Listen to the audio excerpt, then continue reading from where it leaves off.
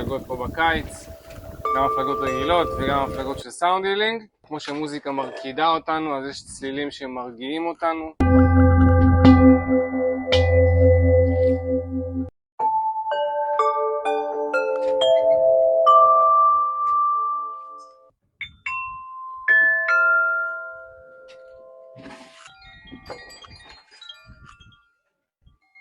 זה היה באמת מושלם, איזה כיף זה עם השילוב שלה, מי שאוהב להפליג.